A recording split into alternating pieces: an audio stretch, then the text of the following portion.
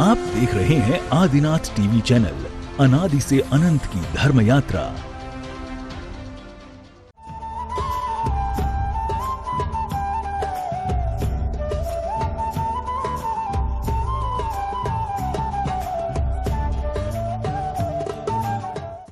इस कार्यक्रम के पुण्यार्जक हैं श्री कंवरलाल जी महावीर प्रसाद जी, पाटनी, मदनगंज, किशनगढ़, राजस्थान।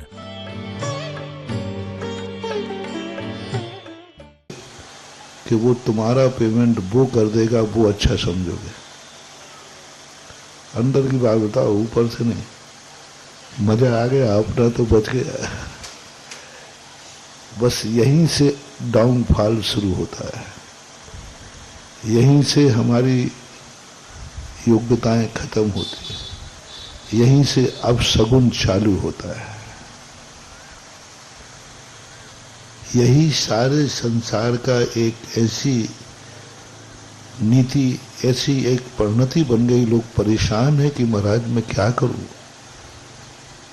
मेरे पास कोई शक्ति ही नहीं बची। आज मैं कुछ करना चाहता हूं, मेरे पास करने को नहीं। 2 पैसा खर्च करना चाहता हूं, खर्च करने को नहीं। 2 रुपया दान देना चाहता हूं, दान देने को नहीं। घर का खर्च ही नहीं चल रहा है। ऐसी जिंदगी क्यों हो गई तुम्हारी? किसने बना दी ये जिंदगी ऐसी बद जिंदगी के, जो जिंदगी में कोई भी कार्य करने लायक ही नहीं रहा। शरीर से नहीं बन, शरीर अस्वस्थ है, धन से गरीब है, सब तरफ से तो परेशानी है। भगवान के ऊपर मत टाल देना कि भगवान की मर्जी ऐसी है। नहीं, वो कभी किसी को परेशान नहीं करती। तुम्हारी खुद की कहीं ना कहीं तुमने अपनी शक्ति को छुपाया था। पहली बात तो 90% लोग अपनी शक्ति का ज्ञान ही नहीं करते, वे अवचेतन दशा में होते हैं। जिन्हें ज्ञान नहीं होता कि मेरे पास कितनी शक्ति है। इन पेड़ पौधों को ज्ञान नहीं है कि हमारे पास कितनी शक्ति है, हमारी कीमत कितनी है, हमें लोग कितना चाहते हैं, इनको पता नहीं है। हवाओं को पता नहीं है कि हमारे कारण से कितने लोग जिंदा हैं, हमारे में कितनी ताकत है। सारे संसार को जिंदा रखने की ताकत है। हम यदि एक जीव को बचाते हैं, एक जीव को एक दिन मात्र अकेला मैं एक मछली को बचाता हूं, वह धर्मात्मा बन गया, वह प्रशंसा का पात्र बन गया। हमने एक चींटी को बचाया, वो कहता बहुत दयालु आदमी है। और ये हवाएं देखो कितने रूप को जिंदा रखे हैं। सारा संसार किससे जिंदा है? हवाओं से। पर हवा को कोई पुण्य नहीं लग रहा है। हमें एक चींटी को बचाने में पुण्य लग रहा है, और ये हवा सारे संसार को बचा रही है, तो भी उसको पुण्य लग रहा है, क्योंकि उसको खबर नहीं है, मालूम ही नहीं। हमें होश है कि मैं इस चींटी को बचा सकता हूं, मैं एक मछली को बचा सकता हूं, झाड़ू लगा रहा हूं, एक जीवों को बचा सकता हूं। होश ज्ञान है मुझे। होश पूर्वक यदि तुम्हें ज्ञान है कि मैं इसको बचा सकता हूं, तब बचाओगे तो धर्म है। तुम्हें यही पता नहीं है कि मैं बचा सकता हूं, लोग बच रहे हैं। सारा संसार ऑक्सीजन दे रहा है, लेकिन हवाओं को उसका किंचित पुण्य नहीं लगता, क्योंकि उसको मालूम ही नहीं कि मेरे पास कितनी शक्ति है, पानी में कितनी ताकत है।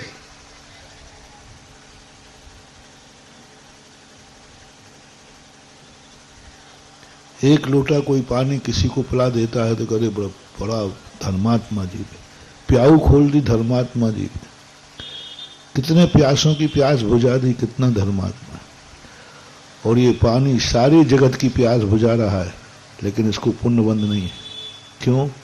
उसको मालूम ही नहीं कि मैं कितना मूल्यवान हूं। पानी को होश नहीं है कि मेरी ताकत कितनी है, सारा संसार की प्यास बुझाता हूं, मात उसको ज्ञान न होने से उसकी स्थिति ऐसी बन जाती है। मात ज्ञान नहीं होने के कारण कर रहा है, हो ही रहा है, सारा संसार अपनी प्यास बुझा रहा है, उसी पानी को पी के बुझा रहा है, पानी को पीकर प्यास बुझा रहा है सारा संसार, पानी खर्च हो रहा है, लेकिन पानी को पुण्य नहीं लग रहा है, क्योंकि उसे मालूम नहीं है कि मेरे में कितनी ताकत है। इस पृथ्वी पर एक कोई छोटा सा टुकड़ा दान में दे दे तो दानी कहलाता है। सारी पृथ्वी पर मकान बन रहे हैं, पृथ्वी को कोई पुण्य नहीं लग रहा है, क्योंकि उसको ज्ञान नहीं। अग्नि दीपक में अंधेरा दूर करती है, कोई एक दीपक जला देता है तो कहते दिवाली मना दी। अग्नि सारे संसार का भोजन बना रही है, दीपक जला रही है, लेकिन उसको किंचित मात्र भी पुण्य नहीं लग रहा है, क्योंकि उसको अपनी शक्ति का ज्ञान नहीं है।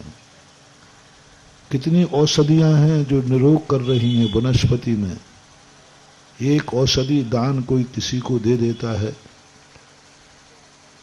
तो बहुत बड़ा औषधि दान माना जाता है, एक छोटा सी दवाई। और ये पेड़ पौधे सारी औषधियां उसी से बन रही हैं, लेकिन इनको औषधि दान का किंचित भी पुण्य नहीं लग रहा है, क्योंकि इनको ज्ञान नहीं है कि मैं औषधि हूं। बहुत बड़ा मोटिवेशन दे रहा हूं महानुभाव। सब कुछ निरोग कर रहा है, सबको ऑक्सीजन दे रही, सबकी प्यास बुझा रही, लेकिन इनको पुण्य नहीं, क्योंकि इनको ज्ञान नहीं है कि मैं कितना मूल्यवान हूं, मेरी शक्ति क्या है। पानी को नहीं ज्ञान है कि मैं प्यास बुझा सकता हूं, वनस्पति को नहीं ज्ञान है कि मैं दवाई हूं। ये अवचेतन दशा कहलाती।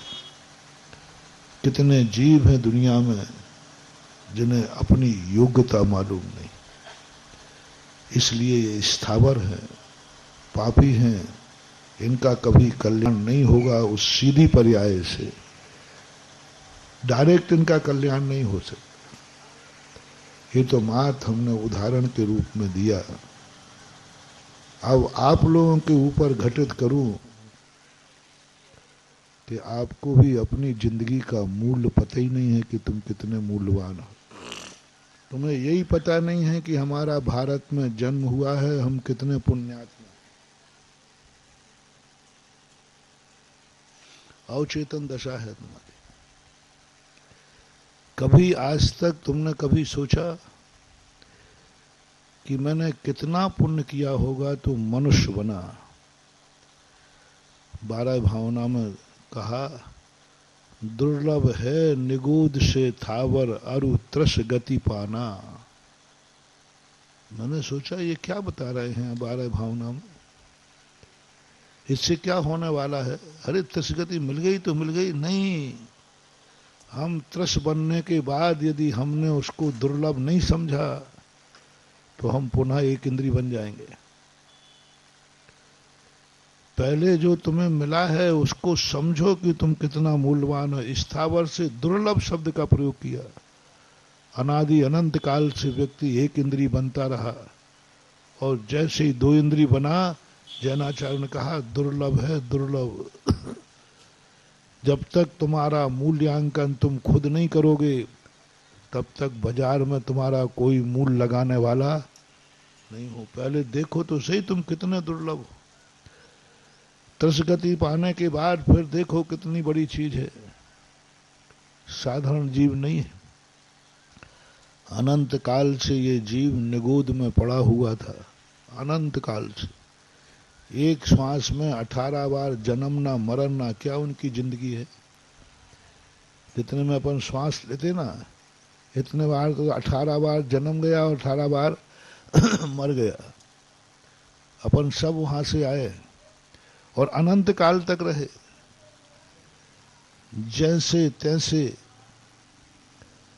कोई कर्म के संयोग बस वहां से निकले। शिवकोटि महाराज ने भगवती आराधना में टीकाकार ने दिया, भड़बूजे के चने के समान। पहले वो भाड़ में चने फोड़े जाते थे ना, भट्टी बनती थी, मटके रखते थे, उनमें रेत डाल दो और चने डाल दो, ऊपर से ढक्कन बंद कर दो, फुड़ फुड़ करके फूटते जाएंगे। कभी वो भड़बूजे वाला उन चनों को पलटने के लिए लकड़ी का तंगड़ा डालता और उसी समय कोई चना फूटता और बाहर आ जाता। वो आने नहीं देता, वो तो उससे ढक्कन उठाया इसलिए कि मैं उसको पलट दूं, और उसी समय कोई चना फूटा और वो बाहर आ गया। वो चने हैं अपन लोग सब, ऐसे ही निकल के नहीं आए हैं। भड़बूजे के चने के समान कभी उसी समय उसका ढक्कन उठाना हुआ और हमारा मरना हुआ। फूटने का अर्थ उसका ढक्कन उठाना हो रहा था जिस समय हमारे आयु बंद हो गया, हम मरण को प्राप्त हो गए। उसी समय काकताली न्याय से ज्यादा चने भड़बूजे में रहते हैं कि बाहर चटके आते हैं? बाहर चटके बिरले आते हैं। उन बिरलों में अपन लोग हैं। सब जितने जीव राशि दिख रही है दुनिया में, ये सब ऐसे ही उचट उचट करके कर्म के वशात निकल के आ गए। अब जैसे तैसे वहां से आकर पेड़ पौधे बने। ये पेड़ पौधे जो बने हैं ना, ये भी कोई कम नहीं है। एक एक पृथ्वी का, यदि पृथ्वी काय में जन्म ले लिया तो एक जीवन 22,000 वर्ष का है। अब पृथ्वी कितने प्रकार की है? मिट्टी कितने प्रकार की है? रेत कितने प्रकार के हैं? पत्थर कितने प्रकार के हैं? सभी में एक एक भाव जन्म लाओ। एक बार बनो तो सैंडस्टोन बनना, एक बार मर के मार्बल बनो, एक बार मर के ग्रेनाइट बनो, एक बार बन के मिट्टी बनो, रेत बनो, बालू बनो, लाल मिट्टी, काली मिट्टी, भूरी मिट्टी, छुई, सफेद मिट्टी, सब में जितने संसार की 22 प्रकार की मिट्टियां हैं, 22 प्रकार की पृथ्वी मानी जाती है। अब 22 प्रकार की पृथ्वी में यदि एक एक, अरे काला नमक, सेंधा नमक, ये सब नमक हैं, इनमें एक एक बार बनो। एक बार हीरा बन जाना, लेकिन क्या फर्क पड़ता है? तुम्हें क्या पढ़ना? तुम्हें तो हीरा बनो, पन्ना बनो, डायमंड बनो, और भी माणिक बनो, मोती बनो, जो कुछ बनना है पूरी पृथ्वियों पर एक एक बार बनो। और जितने बार हैं ये अनंत अनंत बार एक एक पृथ्वी का जीव में जन्म लिया। 22,000 वर्ष तक यदि पृथ्वी काय में चले गए तो उत्कृष्ट रूप से 22,000 वर्ष तक एक भाव का है पृथ्वी का। ऐसे अनंत भार उसमें जन्मे। जैसे तैसे वहां से निकले पृथ्वी से। अब जल काय बनो। अब जल काय कितने प्रकार के? नदी का जल, कुआं का जल, तालाब का जल, समुद्र का जल, इन सब में एक एक बूंद को एक एक बार, जितना जल है उसमें सब में जन्म लेना है। और एक बार में आपको समझाने के लिए एक बूंद में, एक बूंद जल में एक भाव जन्म लो। और संसार में जितना जल है वो कितनी बूंदें हैं? असंख्यात तो बूंदें बताओ पहले तो। एक कुएं में कितनी बूंदें हैं? एक तालाब में कितनी बूंदें हैं? फिर एक समुद्र में कितनी बूंदें? संसार में जितना पानी है और सबकी जितनी बूंदें हैं उतने बार तुम जल में जन्म लो। अब जल में जन्म लो इतने बार, कितना समय लग जाएगा? एक बूंद तो हम समझाने के लिए कह रहे हैं। एक बूंद भी, सुई की नोक में भी असंख्यात बूंदें हैं, असंख्यात जीव हैं। कितना समय अपार समुद्र में एक एक बूंद करके हम जन्मे। एक बार ऐसा करने में कितना समय लगेगा? ऐसे अनंत बार हम जल काय जीव में गए। वहां से जैसे तैसे थोड़ा बहुत छुटकारा पाया, लो अग्निकाय में चले गए।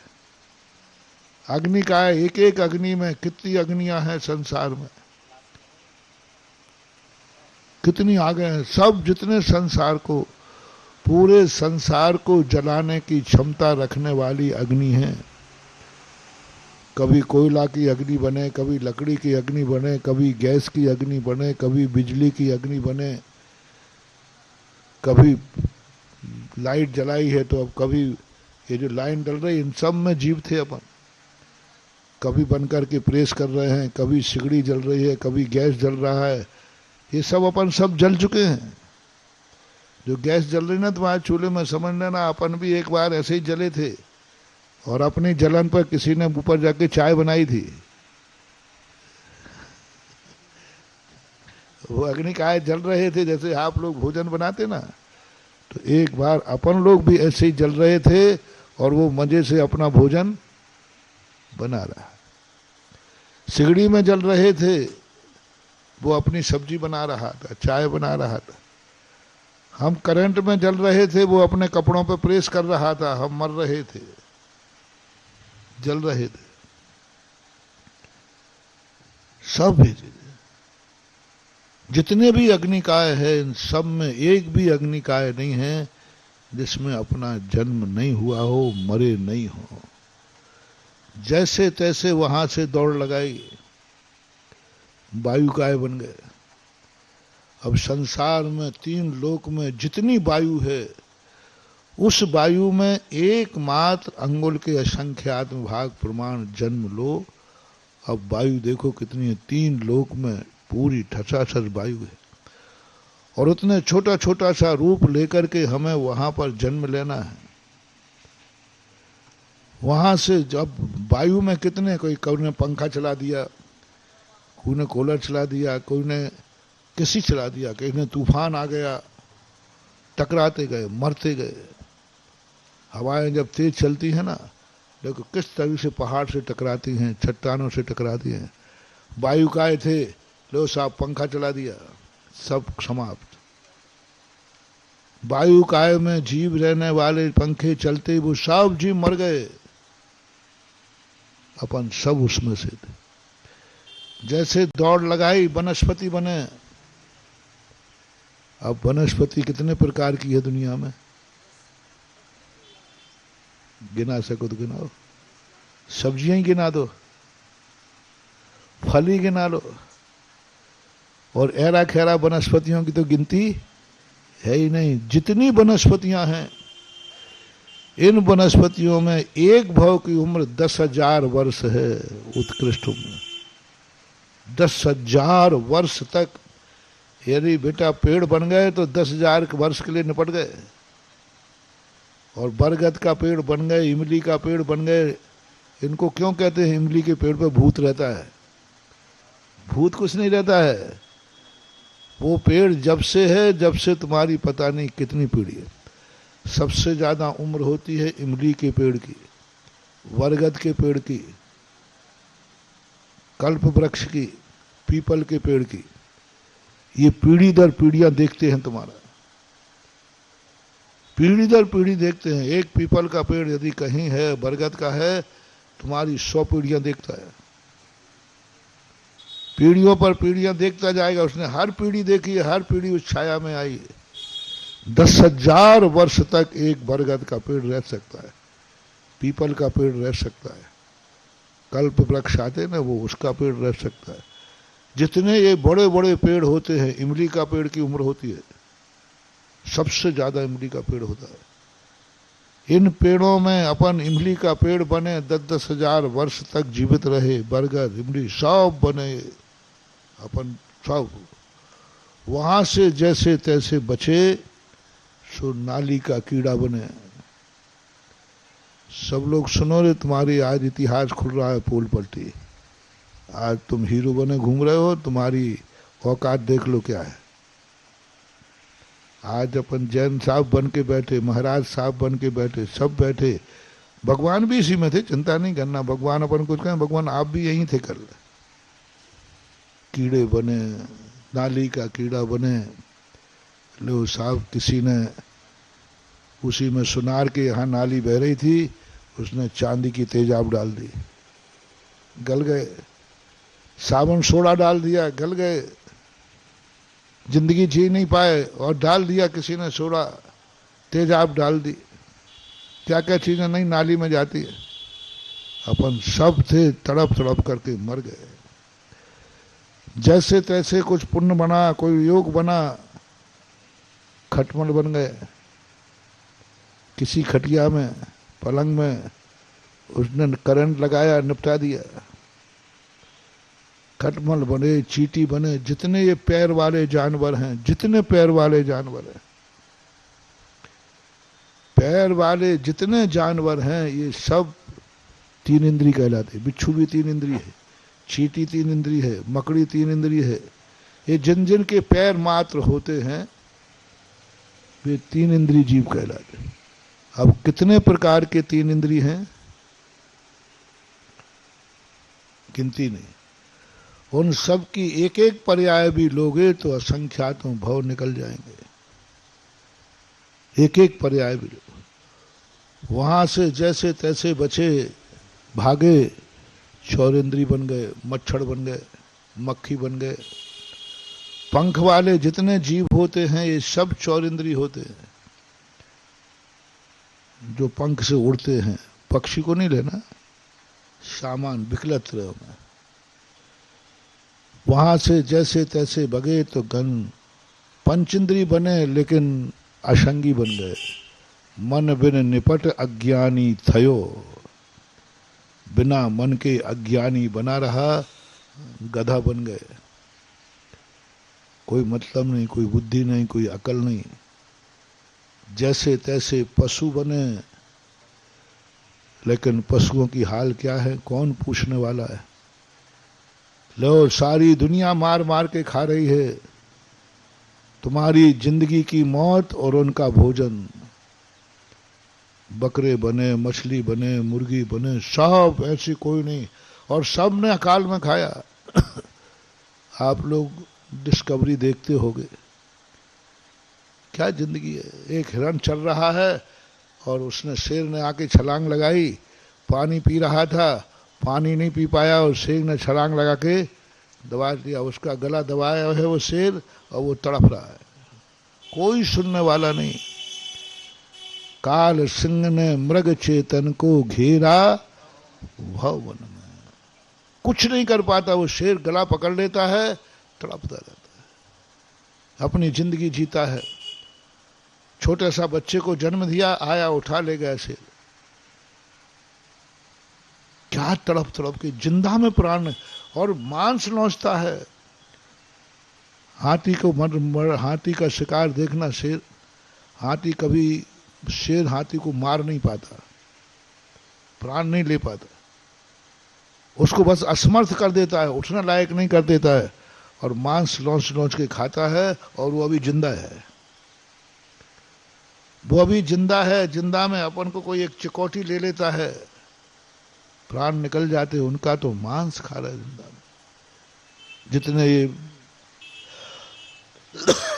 मछलियां हैं, डाल देते जाल में, तड़पती रहती है। जिंदा अग्नि पर डाल देते हैं, जिंदा मांस बनता है।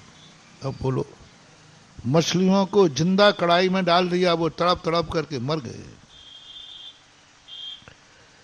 जिंदा में जाकर के उन सूकर आदियों को जिंदा लटका दिया जाता है, उन्हें से आग जला दी जाती है। क्या एक कल्पना करके ही रोंगटे खड़े हो जाते। अपन का थोड़ा सा करंट लग जाए, थोड़ा सा जल जाए, जल जाते कितना देर। उस जानवरों को देखो, जिंदा लटका देते हैं, जिंदा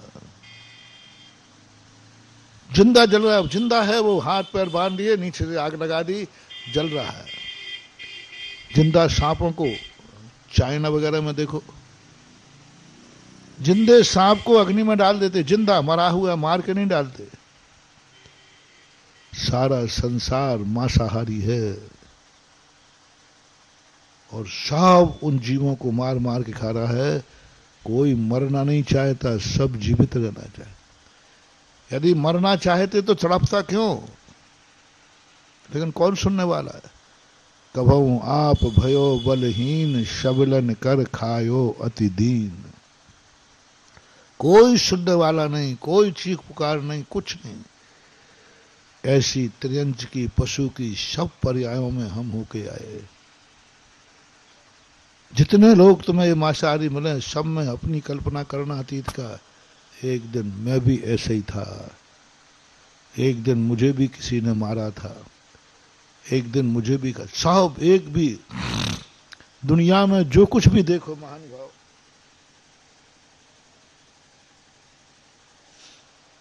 हम लोगों में दया क्यों आ जाती है? हम लोग इतने करुणावान क्यों हो जाते हैं?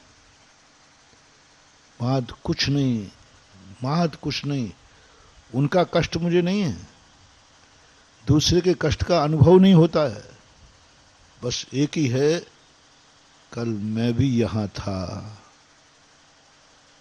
जो व्यवहार हम दूसरों के साथ कर रहे हैं वही व्यवहार यदि स्वयं के साथ होवे तो, बस ये कल्पना आती है, ये चिंतन है सब, कल मैं भी था, तब मेरे लिए क्या वेदना हो रही होगी। एक एक पर्याय, एक एक पशु, सबको, पेड़ को देखो तो पेड़ का पत्ता तोड़ो तो तोड़ते समय सोचना तुम कल यहां थे, तुम्हें भी कोई तोड़ के फेंका होगा। और जैसे तुम्हारे मन में ये भाव आएगा, आपके अंदर करुणा जाग जाएगी। अपने अतीत को स्थापित कर दो सारे संसार में। जगत काय स्वभाव हुआ संवेग वैराग्य, स्थापित करो हर चीज पर, चिंतन करो। यदि तुमने किसी पैर पर रखा है किसी जीव पर, तो सोचो कल मैं भी यहां था, किसी ने मेरे ऊपर पैर रखा होगा, उस समय मेरी वेदना क्या होगी। चिंतन करने के लिए, वैरागी के लिए पंच परमिष्टि की जरूरत नहीं है। वो तो बैठे बैठे एक पेड़ का चिंतन कर सकते, बैठे बैठे एक चींटी का चिंतन कर सकते। किसी का चिंतन करने के लिए कुछ भी नहीं चाहिए ज्ञानी व्यक्ति को। वो जहां जाएगा वहीं अपना रूप देख लेगा, नरकों का वर्णन पड़ेगा अपने आप को देख लेगा, चारों गतियों में अपने आप को देखेगा, मैं भी तो वहीं था कल। और ये परिणति जाग करके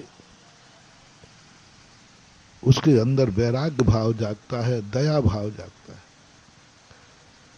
और वहां से जैसे तैसे तुम बने, मनुष्य बने। देखो मेहनत देखना तुम्हारी, कितनी स्टेशनें तुमने पार की, आज तुम भूल गए उसको। आज तुम्हारी दृष्टि में मनुष्य पर्याय की कोई मूल्य ही नहीं। तुम्हारी कितनी कीमत है, तुम कितने मूल्यवान हो, तुम्हारी कितनी शक्ति है। अपनी शक्ति का भान करो।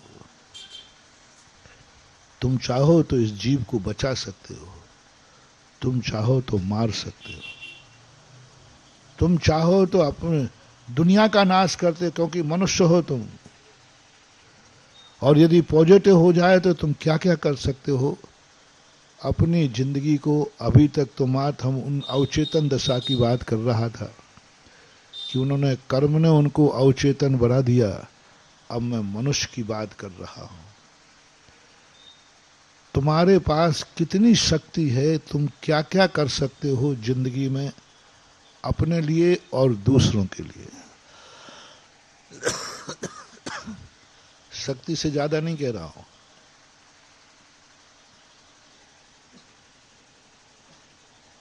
तुम्हारी शक्ति, तुम मनुष्य हो, तुम क्या क्या कर सकते हो, तुम किस किस की जिंदगी बचा सकते हो। बोलो, तुम में चींटी को बचाने की शक्ति है कि नहीं? नहीं नहीं, शक्ति हो तो कोई बात नहीं, कोई बात नहीं, मैं तुम्हारी जिंदगी खतरे में नहीं डालूंगा। शेर को बचा सकते हो नहीं कह रहा हूं, हमारा डर लग रहा है वो खा जाएगा। मैं पूछ रहा हूं चींटी को बचा सकते हो कि नहीं? बोलो ना। चींटी को बचाने की शक्ति है कि नहीं? वो भी नहीं है। बोलो ना। है महाराज, इतनी तो है, इतनी कायर थोड़ी है। बस वही शक्ति पहचानना है। हम चींटी को बचा सकते हैं तो हम अपनी जिंदगी में शक्ति नहीं छुपाएंगे। जब भी मेरे पैरों के पास चींटी आएगी मैं बचाऊंगा, क्योंकि मुझे बचाने की शक्ति है। बस इतनी से तो कह रहा हूं, और कहां गड़बड़ कर रहा हूं। शक्ति नहीं होती तो नहीं कहता। मैं पशुओं से नहीं कह रहा हूं क्योंकि वो बचा ही नहीं सकते। मैंने पशु पर्याय में नहीं कहा वो बचा नहीं सकते, मैंने मनुष्य कहा। मनुष्य चींटी बचा सकता है, मनुष्य कीड़े को बचा सकता है। कितने कितने जीवों को तुम बचा सकते हो, तुम्हारी शक्ति कितनी है। जिन जिन चीजों को तुम बचा सकते हो और तुम चाहो तो तुम उनको मार सकते हो। अब किन किन जीवों को तुम मार सकते हो, कितनों का तुम नाश कर सकते हो, किसकी जिंदगी को तुम अकाल की मौत उड़ा सकते हो, वो शक्ति भी पहचान।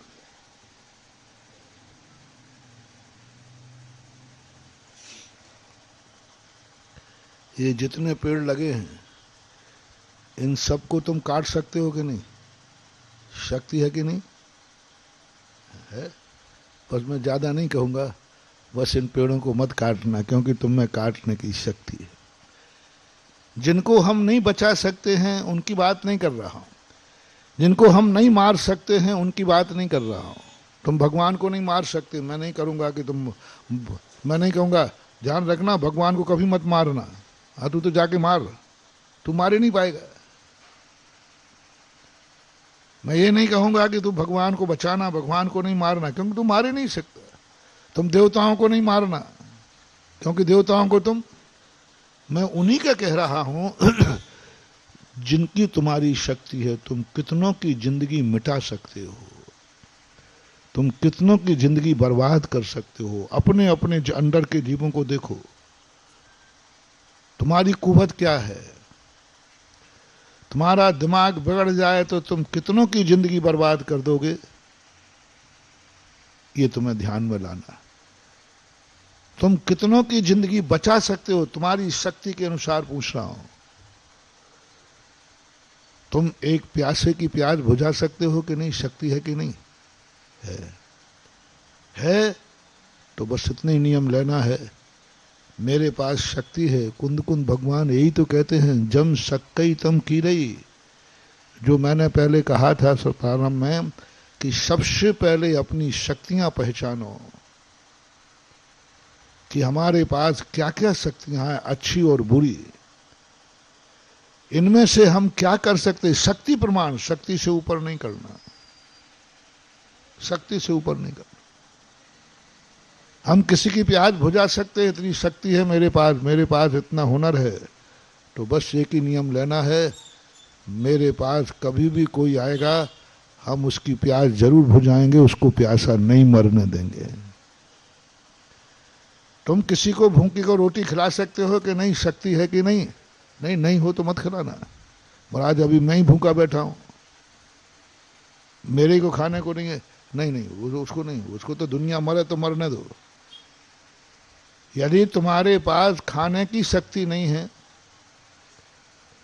तुम्हारे पास पानी पीने की शक्ति नहीं है, तो मैं किसी को पानी नहीं पिलाना, कोई पाप नहीं लगेगा, क्योंकि तुम्हें खुद ही पानी नहीं पी पा रहे। जैसे पेड़ पौधे आदि ये स्वयं ही पानी को तरसते। तुम कहीं ना कहीं से अपनी प्यास पानी लेकर के बुझाते हो कि नहीं?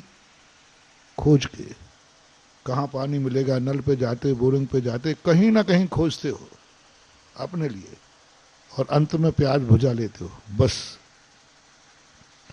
कभी कोई प्यासा मिल जाए तो उसके लिए भी कहीं ना कहीं खोजने के लिए चले जाना। अपनी प्यास बुझाने कुएं पे गए हो, अपनी प्यास बुझाने बोतल खरीदने गए हो, अपनी प्यास बुझाने के लिए तुमने कुछ मेहनत की है, पानी को खोजा है। बस इतनी सा नियम लेना है कि मेरे पास शक्ति है, मैं किसी की प्यास बुझा सकता हूं। आज का पानी भरने जा रहा हूं किसी प्यासे की प्यास बुझाने के लिए, अपनी बुझाने के लिए। जैसे तुमने घूम करके पानी का इंतजाम किया, ऐसे ही तुम्हारे अंदर दूसरे की प्यास बुझाने की शक्ति है। तो दिन भर में खोजा करो कि कोई ऐसा प्यासा मिल जाए जिसकी मैं प्यास बुझा सकूं, क्योंकि मेरे में बुझाने की शक्ति है। तुम्हारे पास खाने को नहीं है तो बिल्कुल मन खिलाना, किसी को दुनिया मरे तो मर न देना, जब है ही नहीं तो क्या खिलाओगे। लेकिन तुम्हारे पास, जिनके पास है, इतना तुम्हारे पास है कि नहीं कि तुम किसी भूखे को 2 रोटी खिला सकते हो, है कि नहीं? इतनी भी ताकत नहीं हो तो नहीं बोलूंगा, है कि नहीं? है तो जरूर नियम ले लेना कि मेरे पास 2 रोटी की खिलाने की ताकत है, मैं प्रतिदिन किसी भूखे को 2 रोटी खिला करके ही सोऊंगा। शक्ति प्रमाण, शक्ति से ज्यादा नहीं।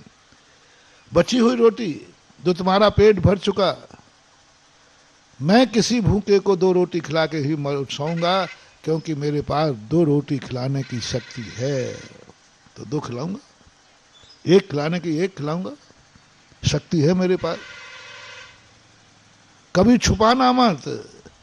कोई भूखा तुम्हारे दरवाजे आया और तुम्हारे पास शक्ति है, बस तुमने यदि वो उस समय तुमने अपनी शक्ति छुपा ली, बस अब तुम भूखों मरोगे।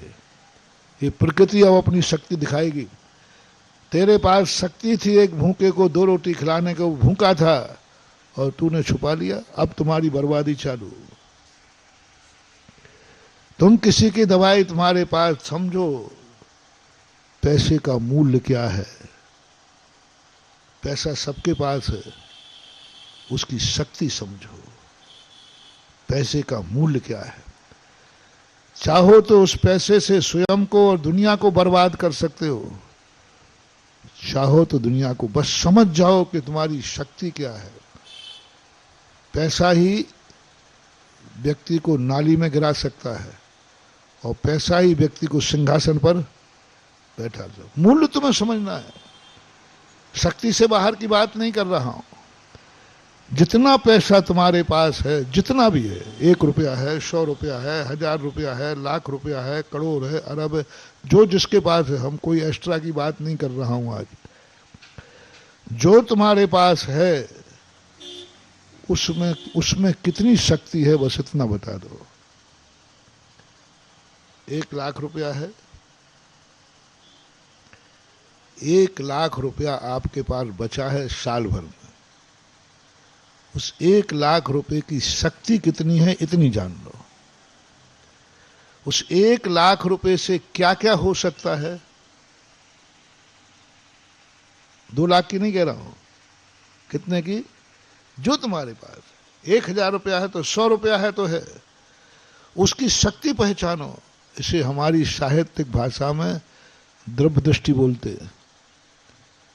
हम अपने साहित्य शब्दों को आपकी भाषा में डालते हैं समझाने के लिए, क्योंकि वह शब्द हम बोले तो तुम कहते पता नहीं द्रव्य दृष्टि क्या कहलाती। अब मैंने आपकी भाषा में 1 लाख रुपए की कितनी शक्ति है ये बता दो। कितने लोगों को भोजन मिल सकता है, कितने लोगों की दवाई हो सकती है। 1 लाख रुपए में कितनी शक्ति, कल्पना करो, कल्पना करो, थोड़ी सी कल्पना करो। एक मां अपने बेटे को लेकर के अस्पताल में बैठी है, उसके पास पैसा नहीं है, डॉक्टर ने कहा 1 लाख रुपया लगेगा। बोलो, एक मां को 1 लाख रुपया निपुति होने से बचा सकता है कि नहीं? कीमत बताओ 1 लाख की कितनी है। एक बेटे की कीमत बताओ, सबके बाद बेटे तो हैं। बताओ बेटे की कीमत कितनी है। दादाजी आप बताओ, आपने तो पोता भी देख लिए। एक बेटे की कीमत कितनी है, बोलो।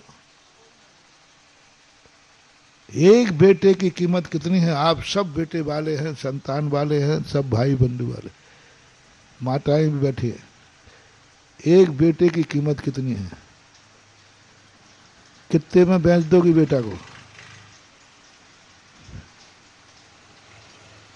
अनमोल। कोई कीमत अनमोल है और तुम्हें एक बेटा बचाने का मौका 1 लाख में मिल रहा है। बेटे की कीमत कितनी है? अनमोल। और तुम्हें कितने का मौका मिल रहा है? एक माँ के बेटे को बचाने की शक्ति, जो अनमोल चीज है, उस अनमोल को 1 लाख रुपए में बचा सकते। इससे सस्ता पुण्य और क्या चाहिए? क्या गजब का पुण्य है, कितना सस्ता पुण्य है। सारी दुनिया में लोग महंगाई कह रहे, महंगाई कह रहे। सारे राष्ट्र में महंगाई बढ़ रही, हमारे धर्म में आज भी वही सस्ता है। इतना सस्ता है, इतना सस्ता है, इतना सस्ता कि जिस बेटे को तुम कह रहे हो कि मेरा बेटा अनमोल है, उस बेटे को बचाने का पुण्य तुम्हारे पास 1,00,000 रुपए में मिल रहा है। तुम्हारा बेटा है, यदि तुम्हारा बेटा बचाने के लिए सारी संपत्ति तुम्हें दांव पर लगाना पड़े तो बोल दो ना, लगा दोगे कि नहीं? लगा ही देंगे महाराज, बेटा बचना चाहिए, लगा देंगे, सब लगा देंगे। अरे संपत्ति तो छोड़ो महाराज, यदि बेटे के लिए प्राण भी लगाना पड़े तो प्रीत्यात्म वीर्यम विचार्य मृगी मृगेंद्रम ना भीति किम निज से सो परी। एक बेटे के लिए मृगी अपने प्राण लगा दिए, मरने को तैयार हो गई, सिंहराज से कहती है मुझे खा लो, मेरे बेटे को छोड़ दो। क्या है ये बेटा? पशुओं को इतना प्रेम, पशु को, एक त्रियंचनी हिरणी को इतना प्रेम है कि वो मृगराज से कहती है मेरे बेटे को मत खाओ, खाना ही तो मुझे खा लो। यानी प्राणों से भी मूल्यवान बेटा है। ऐसे बेटे की सुरक्षा, अनमोल बेटे की सुरक्षा मैं तुम्हें 1,00,000 रुपए में करा रहा हूं, और तुम कह रहे हो महाराज बहुत, 1,00,000 रुपया बहुत ज्यादा होता है।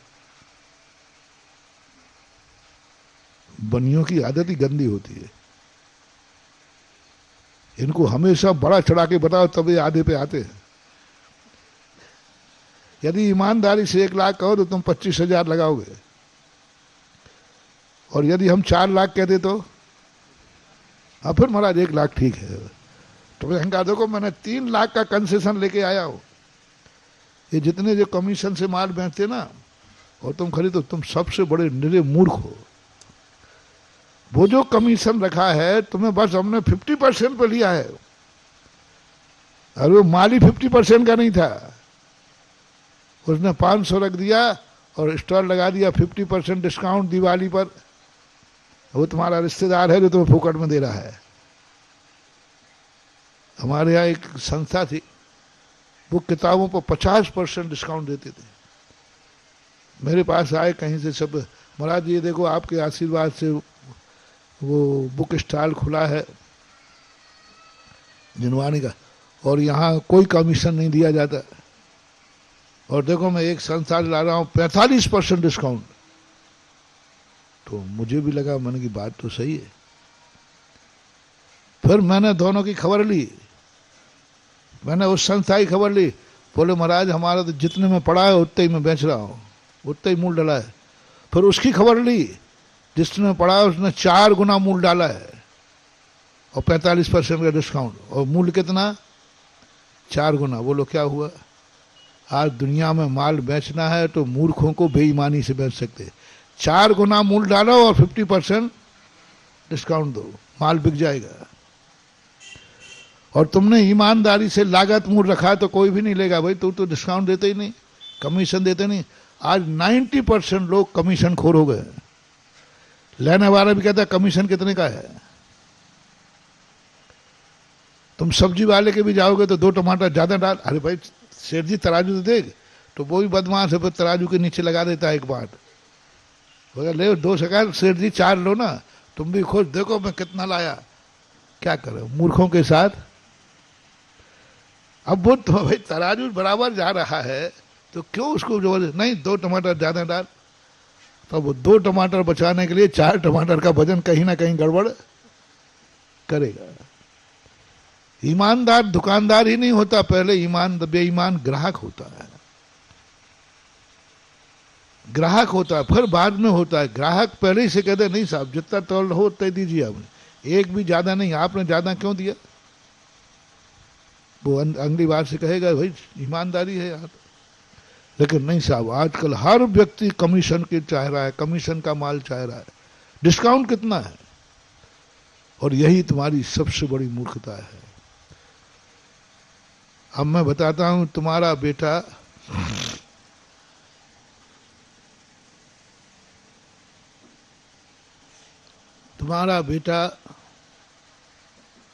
बीमार हो जाए, बेटा हो, बाप हो, भाई हो, बंद कोई भी है, कितने में कह दो, 1 करोड़ बच जाएगा। एक मरीज को बचाऊंगा और बिचौलिया का मंदिर बनाऊंगा। 1 करोड़ रुपए में मैं तुम्हारा बेटे को बचा लूंगा। और तुम्हें मालूम मैंने कितने बेटों को बचाया है, और बचैया को भी बचा लूंगा। बस जब तुम्हारा बेटा मरणासन हो, तुम्हारे घर में कोई मरणासन हो, और उस समय मैं कमंडल लेकर के पहुंच जाऊंगा, कोई किसी में मर रहा हो, तो बाबा जी नहीं साहब 1 करोड़ रुपया लगेगा, दवाई महंगी है। अरे मरने वाले को जिंदा रख रहा हूं, ऐसी सस्ती थोड़ी पहन दूंगा, 1 करोड़ रुपया लगेगा। अब बोलो बेटा कैसा रहा, झक मार के दोगे? और माल वो 1 लाख का ही था, लेकिन अब क्या करें, तुम 1 लाख में भी डाका लगा, महाराज 25,000 में काम नहीं चलेगा।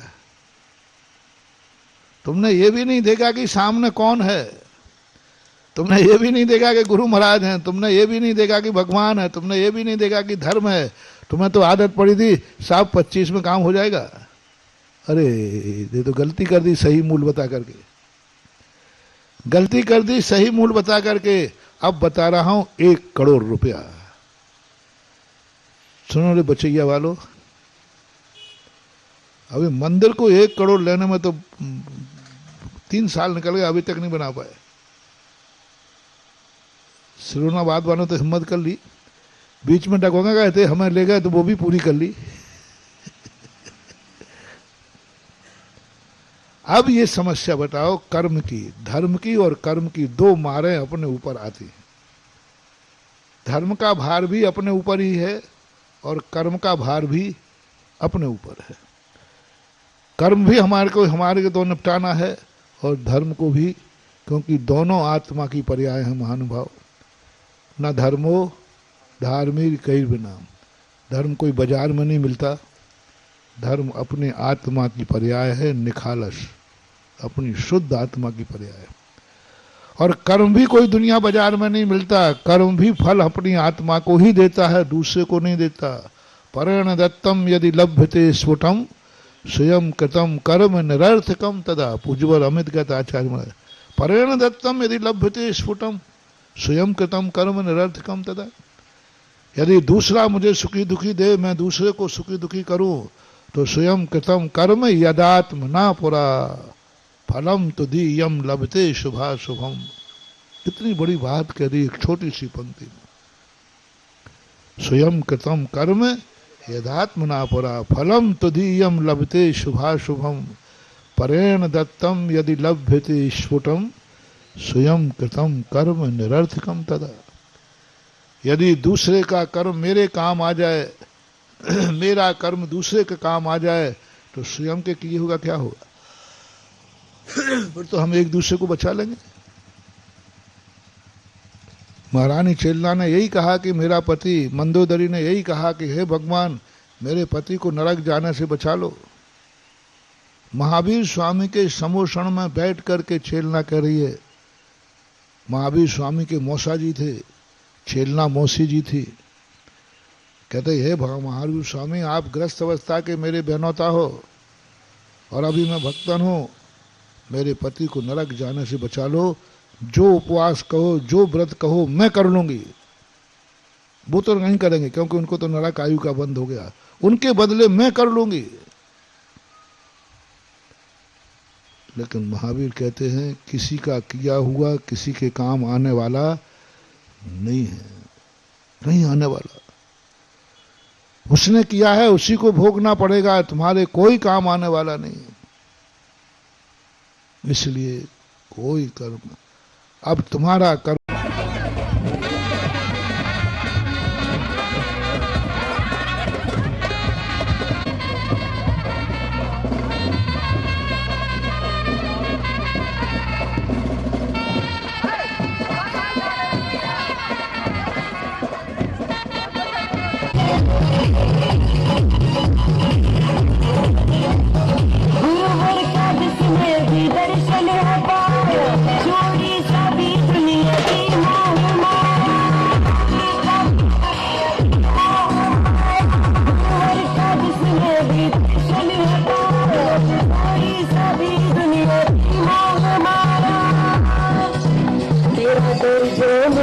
हर खुशी मिल गई मेरे जीवन की किस्मत खुल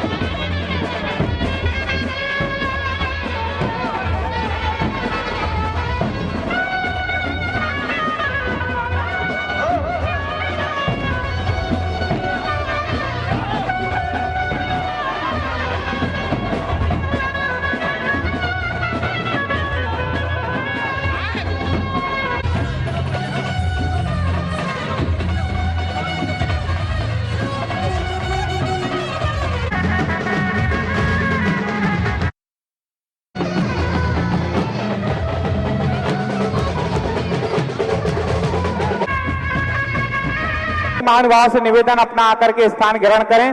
पूज्य श्री का मंगल पदार्पण हो गया है, मंचासीन हो रहे हैं।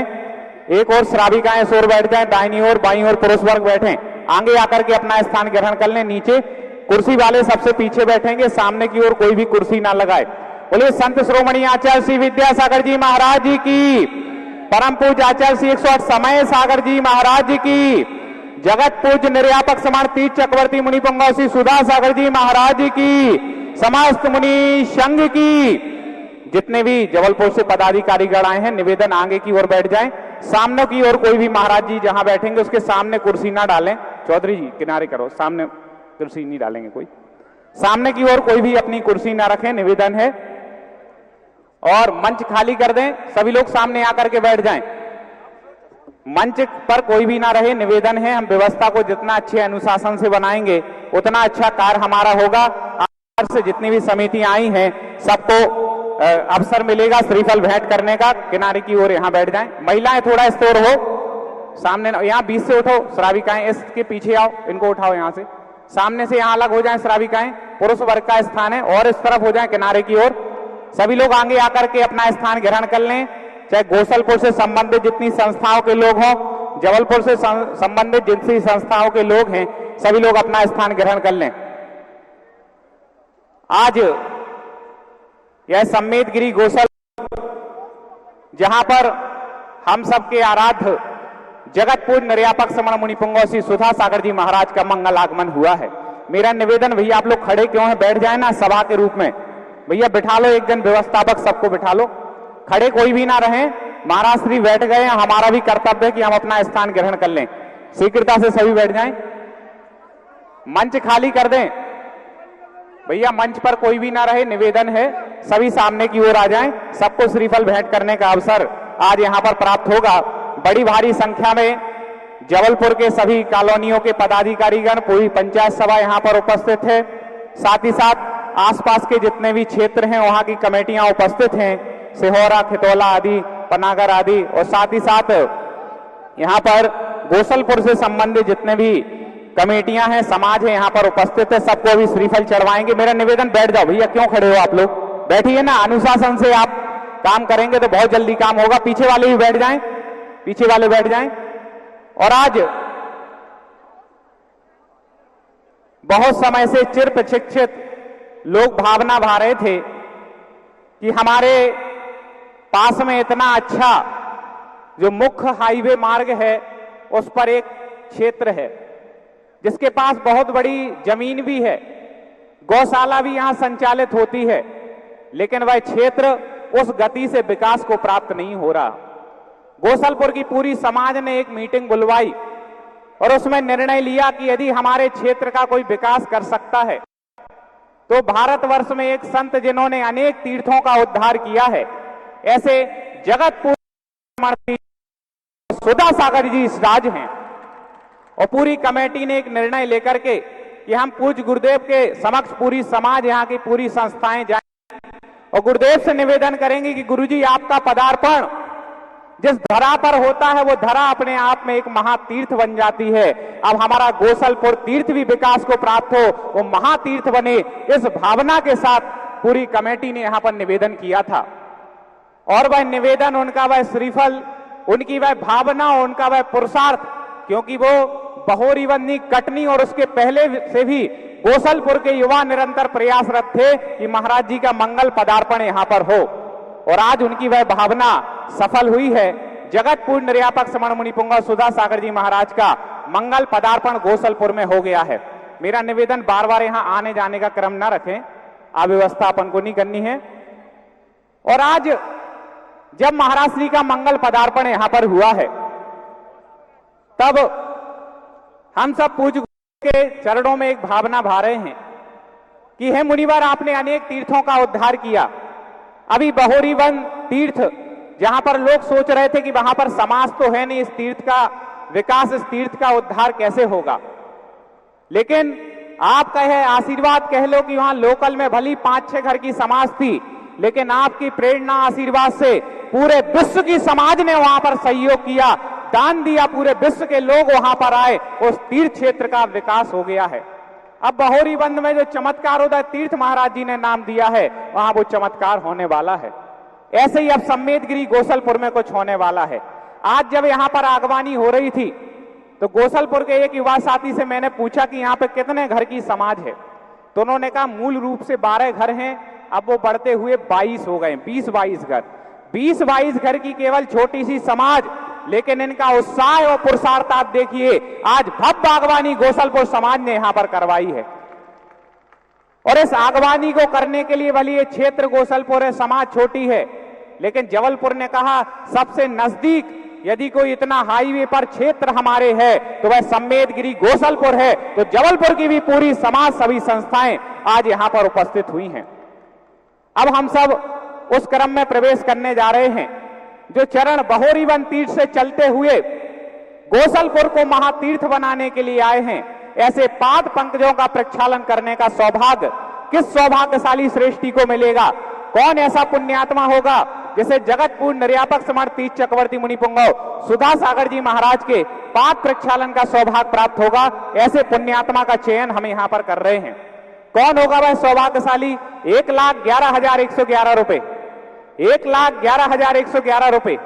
शीघ्रता से हमें बोली के माध्यम से भाव बढ़ाना है और किसी एक पुण्यात्मा का चयन होगा जिसे पाद प्रक्षालन का सौभाग्य प्राप्त होगा। 1,51,551 रुपए, 2,11,211 रुपए। कौन होगा भाग्यशाली? किसे मिलेंगे जगत पूज्य के चरण प्रक्षालन का सौभाग्य?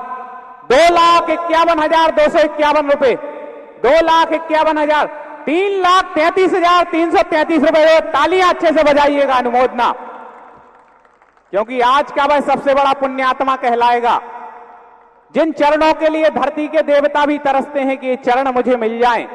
और ये चरण गोसलपुर सम्मेदगिरी में पधारे हैं तो इन चरणों का प्रथम पाद प्रक्षालन पूरा विश्व उस श्रावक सृष्टि को देख रहा है जो पूज्य गुरुदेव के प्रथम पाद प्रक्षालन करेगा। 3,33,333 रुपए, 3,51,351 रुपए। सौभाग्य जगाइएगा, किसका जागेगा भाग, किसका जागेगा पुण्य, आप देखते हैं। 3,51,351 रुपए किसी एक पुण्यात्मा का भाग्य जागने वाला है। किसी एक श्रेष्ठी को वो सौभाग्य मिलेगा जिनके चरणों के लिए लोग तरसते हैं, लाखों करोड़ों रुपए निछावर करते हैं। कितना बढ़ाना? 4 करें? पूरा 5 करो, आगे बढ़ाओ। हाँ, कितना? 5,55,555 रुपए। थोड़ा तालियां एक बार हाथ उठा करके बता दीजिएगा अनुमोदना के लिए। 5,55,555 रुपए। गोसलपुर तीर्थ की भूमि में आज महातीर्थ जो साक्षात तीर्थ हैं, आचार्य भगवंत के पास जब गुरुदेव गए कि हमें शिखर जी तीर्थ की वंदना करने जाना है, तब आचार्य विद्यासागर जी महाराज ने कहा अब तुमने तीर्थ वंदना आपने बहुत कर ली, अब क्यों ना मैं आपको ही तीर्थ बना दूं। और पूज्य गुरुदेव की दीक्षा हुई और तीर्थ बनाने का महाराज जी ने इसलिए, आचार्य ने इसलिए कहा था क्योंकि वो समझ गए थे कि ये सुधा सागर जी अपनी सुधा की ऐसी बरसात करेंगे कि एक नहीं, दो नहीं, अनेकों तीर्थ इनके द्वारा उद्धारित होंगे। और गोसलपुर के लिए आज हम सबको प्रण लेना है कि महाराज जी का पदार्पण हो गया है। पूरे भारत देश, पूरे विश्व की समाज आज इसको सुन रही है। मैं आपको बता दूं, ये तीर्थ एक ऐसे हाईवे पर है, जब महाकुंभ का आयोजन हुआ तो सबसे ज्यादा यदि कोई हाईवे चला तो ये NH7 अपने देश का मुख्य हाईवे है और इससे लगा हुआ, अंदर भी नहीं लगा हुआ, एक गोसलपुर तीर्थ है। अब हम सबको जितनी हमारी सामर्थ्य है उससे बढ़कर के इस तीर्थ को ऊपर ले जाना है। याद रखना, हम शहरों में जिनालय बना लेते हैं, उसका पुण्य है, लेकिन उसका कई गुना पुण्य वहां होता है जहां पर पूरे भारतवर्ष की श्रद्धा जहां से जुड़ जाए। ऐसे तीर्थ के विकास का पुण्य होता है, तीर्थ के जीर्णोद्धार का पुण्य होता है। आज जो बोली भी लगाई जा रही है पाद प्रक्षालन की, वैसे तीर्थ उद्धार में ही लगेगी। 5,55,555 रुपए एक। शीघ्रता से भाव बनाएंगे, इसके आगे जिसके भाव हो। 5,55,555 रुपए 2। बड़े सो पावे, शीघ्रता से मन मनाइएगा। कोई एक पुण्यशाली जिसको ये अवसर मिलेगा, एक सौभाग्यशाली जो पूज्य गुरुदेव के मंगल पाद प्रक्षालन का सौभाग्य प्राप्त करेगा। 5,55,555 रुपए, 5,55,555 रुपए एक, 5,55,555 रुपए 2, 5,55,555 रुपए 2.5। बोली जा रही है। मोनू भैया कहां पर हैं? शीघ्रता से यहां आ जाएं 1 मिनट के लिए।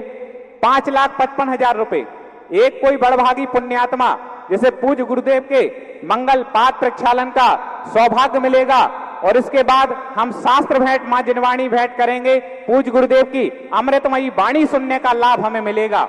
और महाराज जी, हमें याद है आपने आज से 1.5 माह पहले अपने जिज्ञासा समाधान में कहा था कि जब तीर्थों का विकास होता है तो लोग कहते हैं हाँ ये परिवर्तन हो रहा, वो परिवर्तन हो रहा। जब हम अपने नए घर बनवाते हैं तो कितने परिवर्तन करते हैं।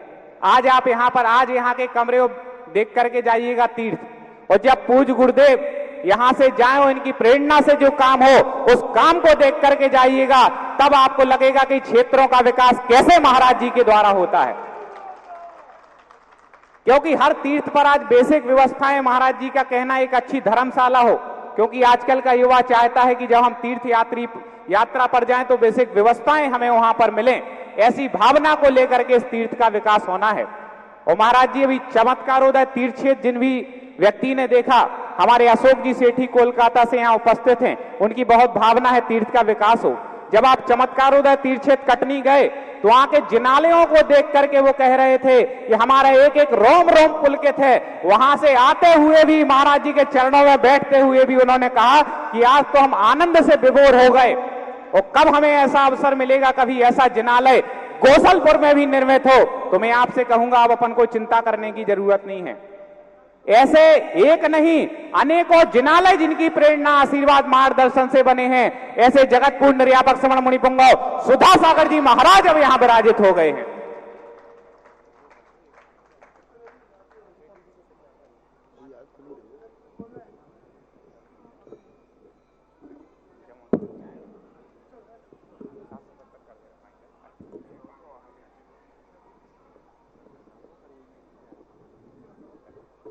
₹7,77,777 पूज्य गुरुदेव के पाद प्रक्षालन का परम सौभाग्य।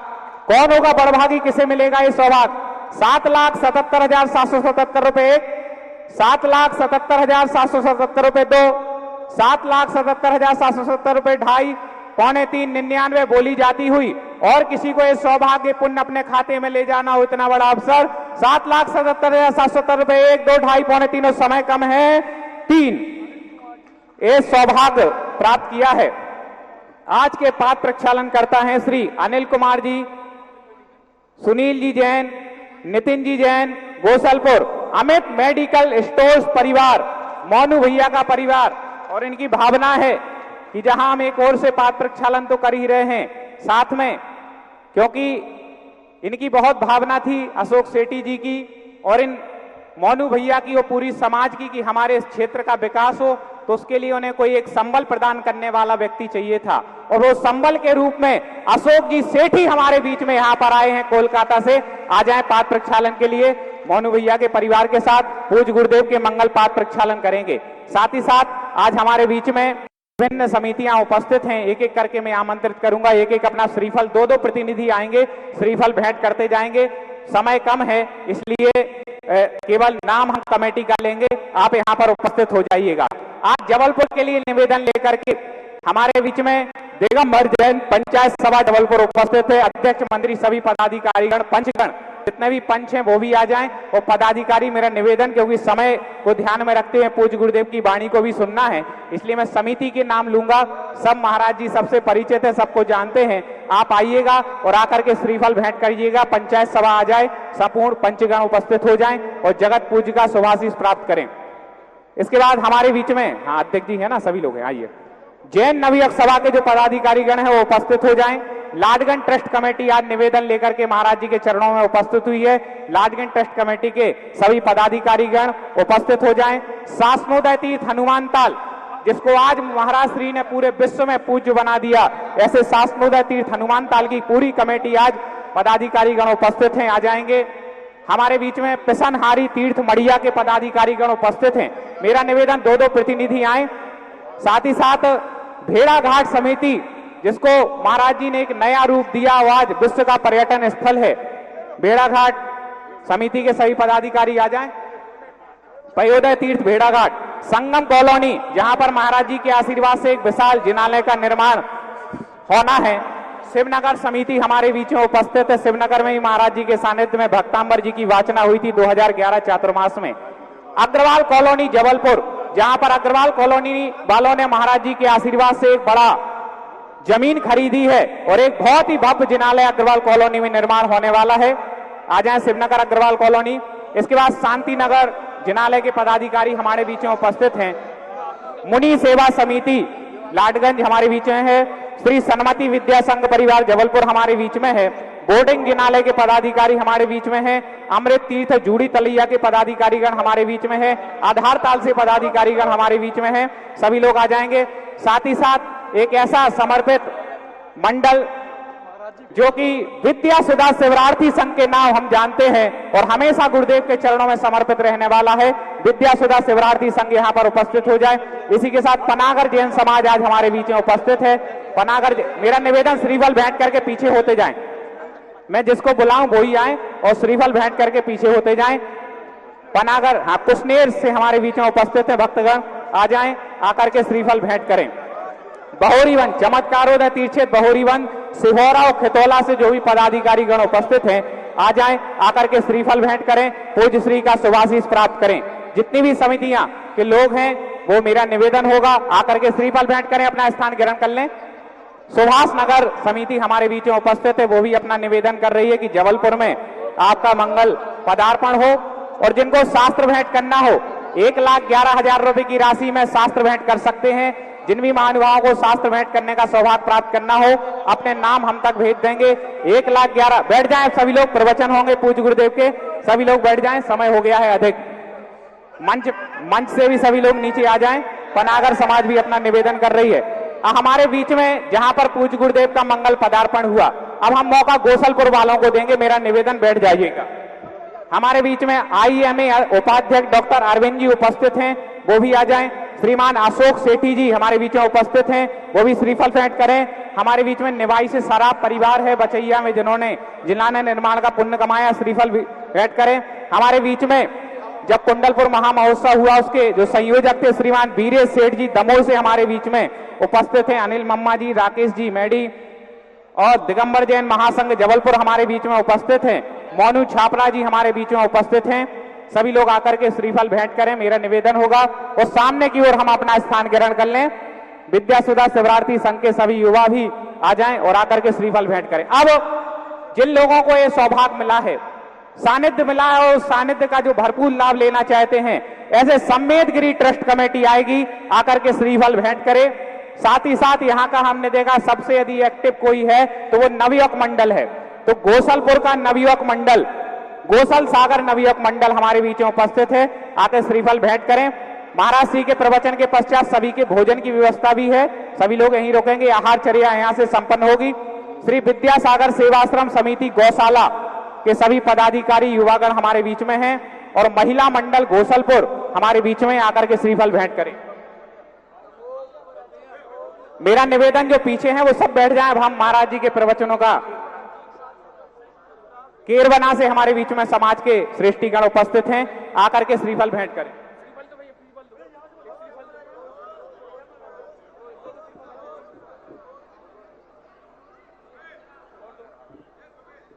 और देखें कितने सौभाग्य की बात है कि आज हमारे बीच में परम गुरु भक्त सागर समाज आज यहाँ पर उपस्थित है, जिनको पिछला चातुर्मास मिला था। निवेदन, आकर के महाराज जी के चरणों में श्रीफल भेंट करें। हमारे बीच में वीरेश सेठ जी दमोह से उपस्थित हुए हैं। अनन्य गुरु भक्त और साधु सेवा के एक अपने आप में एक पर्याय हैं। पूरा जीवन उन्होंने साधुओं की सेवा में कुंडलपुर आदि तीर्थों के लिए समर्पित किया है। आ जाए, समिति उनका स्वागत भी करेगी। श्री अनिल मम्मा जी, मोनू छापरा जी हमारे बीच में है, राकेश जी मेडिकल हमारे बीच में उपस्थित हैं। ये सभी भक्तगण आ जाएंगे और हमारे बीच में शराब परिवार निवाई यदि उपस्थित हो गए हों तो वो भी आ जाएं। निवाई से पधारे हुए भक्तगण, इन्होंने बचैया में ऐसे अनन्य भक्त हैं गुरुदेव के कि जब गुरुदेव ने कहा कि एक केवल पुण्यात्मा मिलना चाहिए जो पूरे बचैया के जिनालय का निर्माण करे, गुरुदेव के यहाँ से वाणी निकली और वहां से खबर आ गई कि गुरुदेव सौभाग्य हमें मिल जाए, क्योंकि उस भक्त का कहना था कि गुरुजी आपके आशीर्वाद से मैं ऐसी जगह जिनालय बनाऊंगा जहां पर समाज छोटी हो, सामर्थ्यवान लोग ना हो। इस युवा को आप देखिएगा, मात्र इतनी कम उम्र में पूरा का पूरा पत्थर का जिनालय अपनी ओर से बनाने का इन्होंने सौभाग्य प्राप्त किया। समिति इनका सम्मान करे हमारे रौनक सराफ जी का, इनके सौभाग्य, इनके पुण्य की अनुमोदना हम यहाँ पर करते हैं कि इन्होंने इतना बड़ा सौभाग्य प्राप्त किया है। पूरा जिनालय अपनी ओर से पत्थर का, ऐसे इनसे जब बहोरीवन चमत्कारोदय तीर्थ में इन्होंने दान दिया तो इनसे पूछा गया रसीद में क्या नाम लिखाना, तो लाखों का दान था और इन्होंने कह लिख दीजिए एक सुधा सागर जी महाराज का एक छोटा सा भक्त। इन्होंने कहा मेरा गुप्त दान में हो, जिनालय का भी गुप्त दान कह रहे थे, लेकिन महाराज जी ने कहा ऐसे पुण्यात्माओं के बारे में लोगों को देख करके प्रेरणा मिलती है, तो ऐसे सौभाग्यशाली पुण्यात्मा जी हमारे बीच में उपस्थित हैं। महाराज श्री एक भावना आपके चरणों में कटनी से, बहोरीवन से निरंतर हमारे बीच में रख रहे हैं कि गोसलपुर में भी जब से चमत्कारोदय तीर्थ क्षेत्र का जिनालय देखा है तब से एक भावना अशोक जी सेठी कोलकाता परिवार ने रखी है कि गुरुदेव कुछ ऐसा अवसर हमें भी दे दो कि हम भी अपने जीवन में अपने परिवार के द्वारा एक बड़ा काम करके जाएं। मैं अशोक सेठी जी को आमंत्रित करूंगा। आज वो निवेदन कर रहे हैं, आज क्योंकि महाराज जी सम्मेद गिरी में आ गए हैं तो उनका निवेदन है महाराज जी हमें क्या करना है, आप आदेश तो दो। इतने दिन से वो निवेदन कर रहे हैं क्योंकि और साथ ही साथ सबसे नजदीक यदि कोई यहां से समाज है तो वह जबलपुर जैन समाज है और पूरी समाज का प्रतिनिधित्व करने के लिए हमारे बीच में दिगंबर जैन पंचायत सभा के अध्यक्ष कैलाश चंद जी हैं, यहां पर आ जाएंगे, उनका निवेदन यहां पर होगा।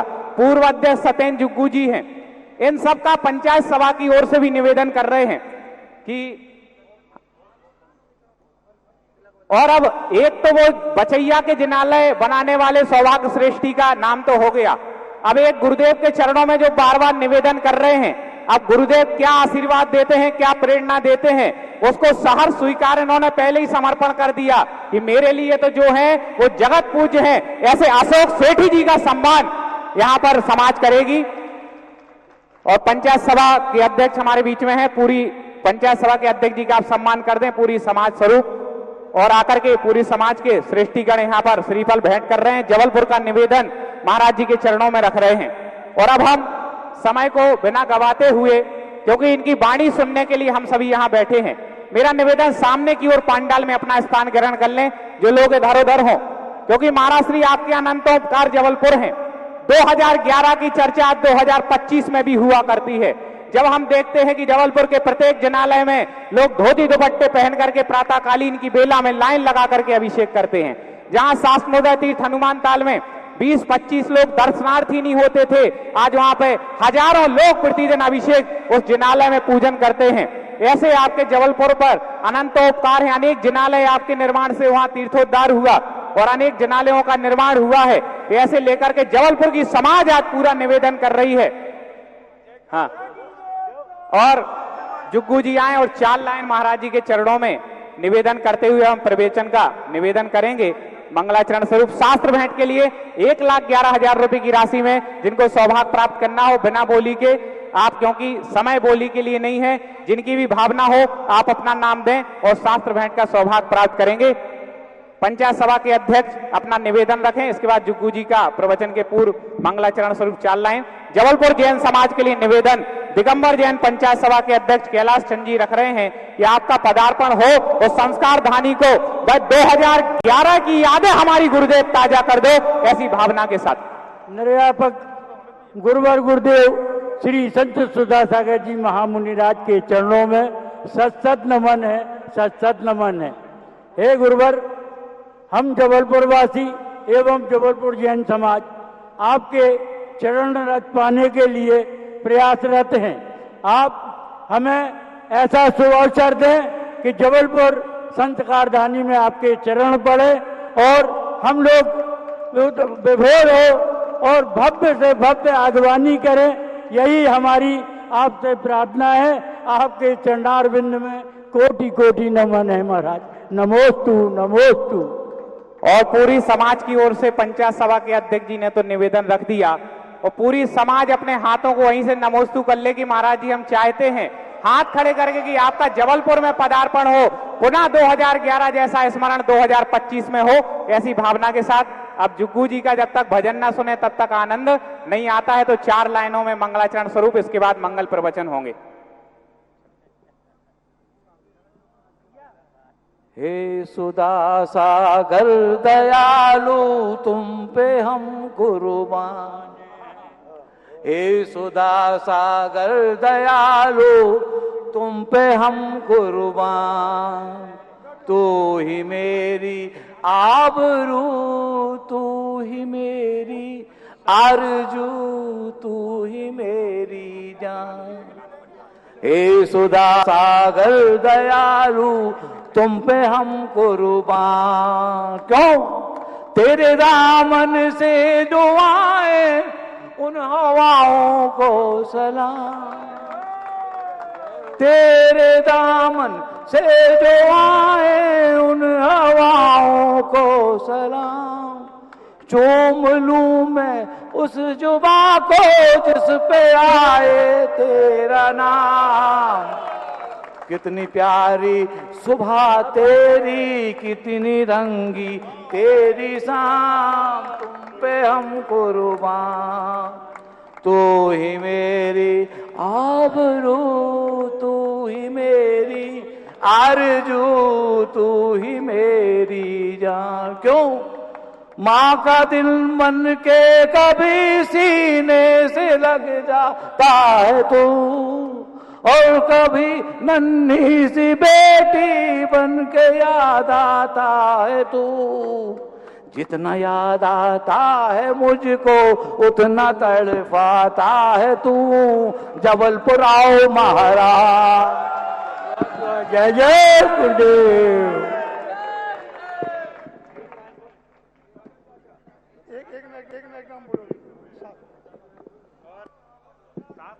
मां जिनवाणी भेंट करने के लिए सौभाग्यशाली श्रेष्ठी हमारे बीच में श्री आलोक जी जैन, संजय जी जैन, नमो जैन, श्रीमती शीला जी जैन, श्रीमती अनीता जी जैन, अविता जी जैन, गोसलपुर नमो ट्रेडिंग कंपनी जो कि गोसलपुर जैन समाज के अध्यक्ष हैं। आप देखिएगा युवा अध्यक्ष हैं और उन्होंने पूज्य गुरुदेव को साथ भेंट करने का सौभाग्य 1,11,000 रुपए की राशि में सौभाग्य प्राप्त किया है। साथ ही साथ प्रवचन के पश्चात महाराज श्री के मुखारबिंद से शांति धारा होगी। जिनको भी सौभाग्य प्राप्त करना हो 1,11,000 रुपए की राशि में आप अपने परिवार के नामोच्चारण के साथ बृहद बीजाक्षर मंत्रों के द्वारा निर्यापक समण मुनि पुंगव सुधा सागर जी महाराज के मुखारबिंद शांति धारा करेंगे। चले जाएं ऊपर। संजय जी आप ऊपर चले जाएं, आप चले जाएं, बाकी यहीं रहें। और अब हम संपूर्ण गोसलपुर जैन समाज, जबलपुर जैन समाज आदि आसपास की समस्त समाज पूज्य गुरुदेव आपके चरणों में बैठी हैं और हम सबकी दृष्टि आपके ऊपर है और आपकी दृष्टि अब गोसलपुर के ऊपर पड़ गई है। तो गोसलपुर का विकास कैसे होगा, कैसे हम सब इसमें सहयोगी बनेंगे, किस रूप में अब गोसलपुर आने वाला है, ये सब कुछ हमें पूज्य गुरुदेव की वाणी के माध्यम से श्रवण करने का अवसर मिलेगा। गुरुदेव हम सबकी भावना है, आप तो आदेश दीजिए, हम सब उसको पूरा करेंगे और गोसलपुर को भी एक महातीर्थ बनाएंगे। और जब भी कोई मध्य प्रदेश की यात्रा पर निकलेगा तो जबलपुर गोसलपुर होते हुए निकलेगा, ऐसी भावना हम आपके चरणों में रखते हैं। आप अनेक तीर्थों के उद्धारक हैं, अब इस तीर्थ का भी उद्धार आपके द्वारा हो। नमः सिद्धेभ्यः जय श्री ओम नमः सिद्धेभ्यः जय श्री ओम नमः सिद्धेभ्यः। सर्वमंगल मांगल्यम सर्वकल्याणकारकम प्रधानम सर्वधर्माणां जैनम जयतु शासनम। पंच परमेष्टि भगवान के आचार्य श्री गुरुवर कुंद महाराज की, आचार्य श्री गुरुवर विद्यासागर महाराज की,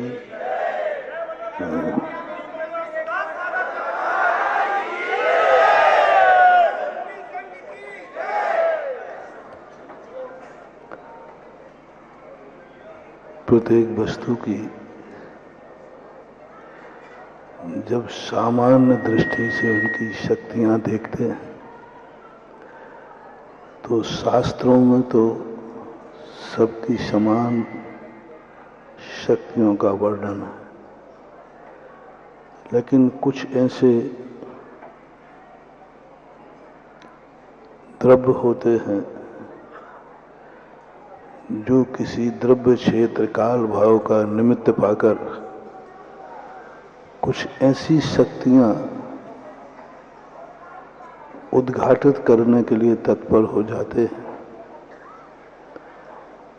जिसमें वो शक्ति सामान्य दशा में नहीं थी,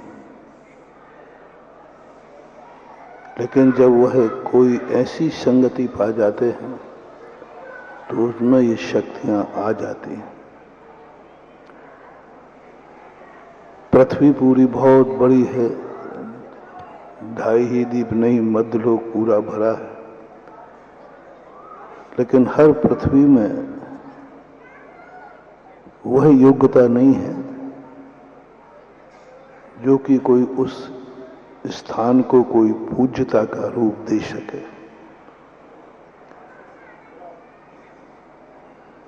घी कोई अपने आप नहीं बनता, घी नाम की कोई वस्तु दुनिया में है ही नहीं। घी एक प्रोडक्शन है, घी की कभी उत्पत्ति नहीं होती, घी का प्रोडक्शन होता है। दुनिया में घी कहीं चीज नहीं होती, अपने आप नहीं होती, और उसका प्रोडक्शन एक घास से शुरू होता है। जो घास नेचुरल होता है, प्रकृति में होता है, वह घास है, घास निर्मूल होता है, घास फूस बोलते हैं। लेकिन वही घास जिसकी कोई कीमत नहीं है, जो पद दलित है, जिसके संबंध में कोई कहीं दुनिया में प्रशंसा नहीं होती, लेकिन वही घास यदि किसी गाय के पेट में चला जाता है तो वही दूध बन जाता है। दूध की कीमत हो जाती है, दूध मूल्यवान हो जाता है, दूध जीवनदायिनी हो जाता है, दूध मंगल और शगुन हो जाता है। घास कितना भी प्रयास करता, वह कभी शगुन मांगलिक नहीं हो सकता था। ज्योतिष शास्त्रों में घास को अपशगुन कहा, अशुभ कहा। कहीं कोई जा रहा हो, कोई घास या भूसा लेकर कोई निकल जाए, सामने दिख जाए, तो उसे अशुभ कहते हैं। इस कार्यक्रम के पुण्यार्जक थे श्री कंवरलाल जी महावीर प्रसाद जी, पाटनी, मदनगंज, किशनगढ़, राजस्थान।